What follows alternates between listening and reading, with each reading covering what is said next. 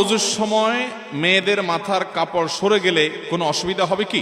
এই প্রশ্ন অনেক মা বোনরা করেন। প্রশ্নটা হলো যে মহিলাদের মাথার কাপড় সরে গেলে ওযুর মধ্যে কোনো অসুবিধা হবে কিনা। ওযুর সময় মাথার কাপড় থাকতে হবে এমন কোনো বাধ্যবাধকতা নাই। পুরো ওযুর সময় যদি মাথার কাপড় না থাকে তাও ওযু হয়ে যাবে।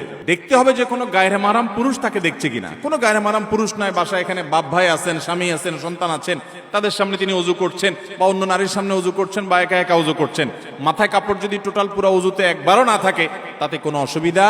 আমরা সময় যেখানে জায়গা মাথা কাপড়ের সেটা দিই না, যেখানে মাথা কাপড় যাওয়ার দরকার নাই সেখানে মাথা কাপড় নিয়ে টানাটানি করি। আজানের সময় অনেক মহিলা মনে করে যে ঘরে আছে একা একা কেউ নাই, তারপরে আজান শুরু হয়ে গেছে তাড়াতাড়ি মাথা কাপড় দেওয়া শুরু করে। আছে না নাই? এখানে মাথা কাপড় দেওয়া জরুরি না তো। যদি কোনো গায়রে মাহরাম পুরুষ থাকে তখন আজান না হলেও মাথা কাপড় দিত। আর যদি কোনো গায়রে মাহরাম পুরুষ না থাকে সেখানে আপনার জন্য মাথা কাপড় দেওয়া জরুরি না। আপনি রিল্যাক্সে থাকতে পারেন, মাথা কাপড় দিতেও পারেন, নিচেও থাকতে পারে। এখন কথা হলো ওযু। ওযু করার সময় আপনি যখন মুখ ধোবেন একেবারে চুলের গোড়া পর্যন্ত পানি যেতে হবে, এই কানের লতি পর্যন্ত পানি যেতে হবে।